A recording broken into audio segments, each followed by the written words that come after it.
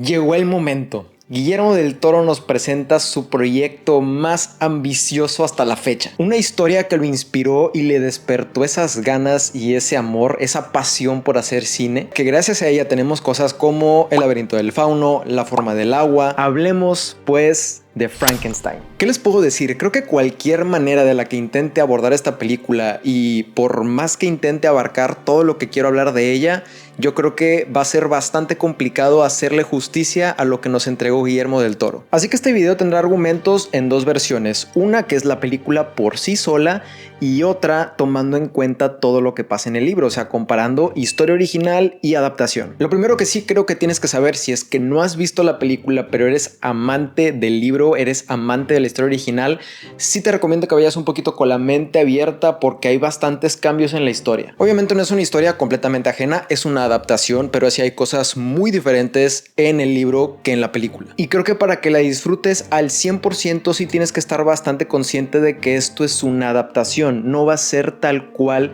letra por letra, línea por línea, párrafo por párrafo lo que pasa en el libro a cada página. Es más, hasta se podría decir o se podría entender que es como un tipo de reimaginación de Guillermo del Toro, pero respetando la historia original, o por lo menos en varios aspectos. Aquí es donde tal vez podamos encontrar el primer problema, entre comillas, de la película, porque no vas a ver exactamente la misma historia que te atrapó en el libro. Verás muchos cambios en la historia, muchos cambios en los personajes, en cómo pasan las cosas o en cosas que ni siquiera pasan en el libro, o cosas que pasan en el libro que no pasan en la película. Hay personajes que no se mencionan, que ni siquiera existen o que terminan teniendo un final muy diferente a la historia original. Y sí me pasó varias veces en la película, casi que constantemente, que estaba comparando el libro con la película a cada segundo. Además que el libro lo acabo de terminar hace unos días, entonces tengo toda la información de la historia original fresca. Y siento que mi primera impresión de la película sí se terminó viendo bastante afectada por este factor. Sí afectó qué tanto la estaba disfrutando, porque a cada rato me estaba saliendo yo solo en la película pensando en cómo ya pasó en el libro y cómo lo cambiaron aquí y por qué lo hicieron. Así que primero, eso, te recomiendo muchísimo que separes el libro de la película. Claro que tienen la misma esencia,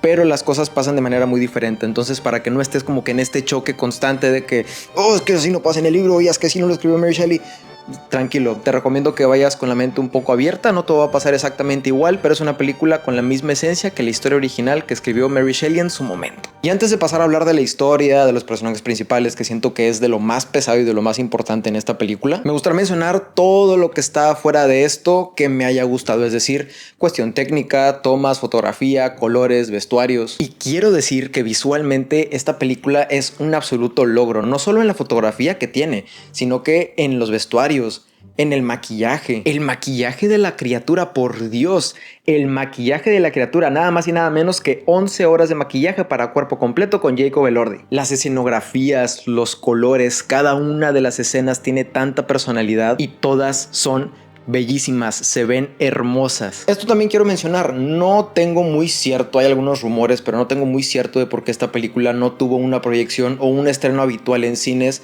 como estamos acostumbrados, sino que salió por parte de Netflix y tuvo un estreno en cines ilimitados por días limitados, pero sí creo que era una oportunidad perfecta para llevarla a un estreno convencional de cines. Desafortunadamente yo no la pude ver en el cine, no la pude ver en una sala enorme con un sonido increíble, la tuve que ver pues en la tele de mi casa. Me hubiera encantado poder verla en una pantalla gigante, pero bueno, es lo que hay. Tal vez en algún momento sea la oportunidad. Algo que le aplaudo muchísimo a Guillermo del Toro es que este señor usó efectos prácticos. Dijo, nada digital, nada CGI, nada de inteligencia artificial, chinga tu madre y ya. Y no mames, ¿cómo no le vamos a dar el mérito a Memito del Toro si construyó un pinche barco solo para unas cuantas escenas? Un barco, no un bote, no, ni un kayak, no, un barco. No solo esto, el barco se movía para que cuando Jacob Elordi estuviera simulando el movimiento que él movía el barco se movía solo. Bueno, no solo, ¿verdad? Pero hacía la simulación de que se movía. Por eso, y muchas cosas más que mencionaré más adelante, se nota lo apasionado que es nuestro tapatío favorito con olor a hotcakes al momento de hacer su trabajo y crear algo con mucho corazón, con mucha alma, no solo en lo técnico, en lo visual o en lo que está a primera vista, sino también en lo que no se puede ver tan fácil, en sus personajes, en su trasfondo, su mentalidad, su construcción, en lo que hay dentro de ellos y lo que conlleva llevarlos a la realidad. Ahora sí, hablando de lo más pesado, de lo que para mí, todo es importante, ¿verdad? Pero de lo que para mí fue más importante en la película, los personajes y las actuaciones. Quisiera destacar principalmente, obviamente, a nuestros dos protagonistas, Oscar Isaac como Víctor Frankenstein y Jacob Elordi como la criatura. Dios santísimo. Ambos hacen un trabajo excelente, magistral, magnífico, maravilloso, pero, en lo personal, Jacob Elordi se robó todos los aplausos. Aunque no deja de sonar en mi cabeza cómo hubiera sido esta película con Andrew Garfield como la criatura. Y sueño, verdaderamente sueño con esa versión de la película. Me hubiera encantado ver a Andrew Garfield interpretando al monstruo de Frankenstein. Ahora ya quedó claro que la película tiene bastantes, demasiados cambios en su historia a comparación del libro. A pesar de eso, lo que sí logra la película, y aquí vamos ya a adentrarnos a lo bueno del tema, es mantener la esencia de la historia. Este mismo concepto, que también es muy famoso ya en las películas de Guillermo del Toro, de quién es el verdadero monstruo. De qué pasa si el ser humano juega a ser Dios y quiere crear vida simplemente por un capricho, o por egocentrismo, o porque básicamente se quiso ver muy chingoncito. Si es verdad que en esta adaptación la profundidad es un poco diferente, los personajes no parecen tener tantos matices en su personalidad, y el ejemplo perfecto está en el monstruo de Frankenstein. Mientras que en el libro tenemos una criatura que es literalmente un criminal, comete crímenes a diestra y siniestra y es este ser despiadado y vengativo, aquí esa faceta está un poquito más difuminada. Nos hacen ver una criatura bastante más pasiva, pero no sin menos corazón, sentimiento y cerebro. Me encantó cómo el monstruo va desarrollando su capacidad de sentir, de amar, de razonar, de pensar, cómo fue descubriendo cada pequeño secreto de la vida y cómo fue aprendiendo de todo. Guillermo del Toro tiene a un personaje con tintes de introspección que se pregunta quién es, de dónde viene, por qué está aquí, quién es su creador, y a pesar de que no fue tan despiadado, tan rencoroso o tan vengativo como en el libro, sí tenemos unos cuantos vistazos a lo que era su relación con la humanidad, y nos presentan a un monstruo con más corazón, menos rencoroso, menos vengativo, menos impulsivo también, y no por esto lo hace mejor o peor, simplemente lo hace igual de bello, que en la imperfección, en los defectos o en la monstruosidad aún podemos encontrar corazón y bondad. Esto les digo, es ya clásico de Guillermo del Toro y me gustó mucho este lado de la criatura, que nos muestran su parte más amorosa, cariñosa e inocente, como por ejemplo cuando conoce al viejo ciego. Toda esa parte de la película es hermosa y muy conmovedora, y justamente Guillermo nos tiene acostumbrados a que humaniza a sus monstruos,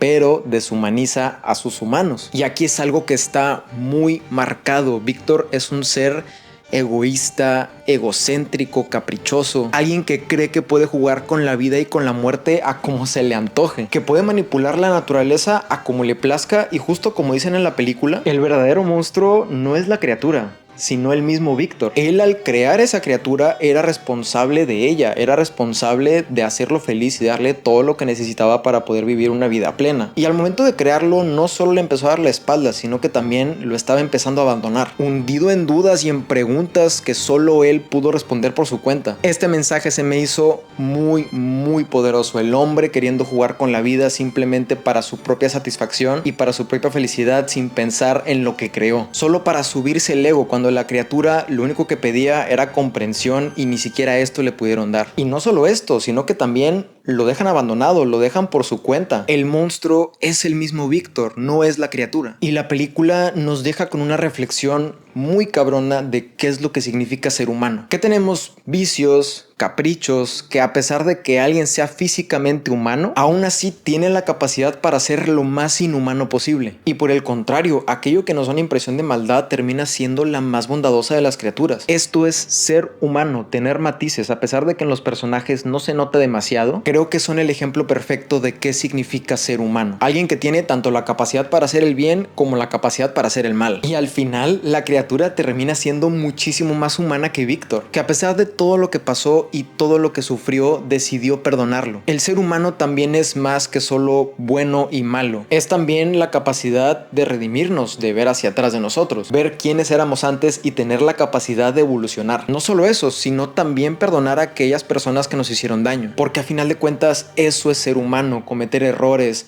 admitirlos, redimirse, arrepentirse, mejorar, tener lados tanto buenos como malos, estar llenos de matices y de complejidad. Y esta película lo retrata de una manera increíble. Y déjenme decirles por último que si no han leído el libro, vieron la película primero y les encantó, por favor, dense la oportunidad de leer el libro, que podrían tomarlo como una versión extendida de la película y toca mucho más a profundidad estos temas del bien y el mal. ¿Quién es el verdadero monstruo? La culpa, el remordimiento, la redención y el perdón. Y sí, una vez más, a pesar de sus muy notables diferencias, Guillermo del Toro nos ha tocado otra vez el corazón. Nos puso a reflexionar y nos hace querer ser mejores cada día. Sin más, espero que les haya gustado mucho este video. Por favor, si no conocen absolutamente nada de la historia y por alguna razón llegaron hasta aquí, dense la oportunidad de conocerla. Vean la película o lean el libro, como sea, en el orden que quieran, pero simplemente háganlo. Se los juro que no se van a arrepentir. Les aseguro que les va a sorprender y les va a llegar al corazón tanto como a mí. Y si ya conocías la historia o si ya viste la película, me puedes dejar tu opinión en los comentarios. Si te gustó, si no te gustó, por qué, y al igual tu visión de la película y qué aprendiste de ella. Recuerden que si les gustó el video le pueden dar like, lo pueden compartir con quien ustedes quieran y no se olviden de suscribirse al canal y activar la campanita para que YouTube siempre de los siempre les avise cuando suba un video nuevo. Y nosotros nos vemos a la próxima. Bye.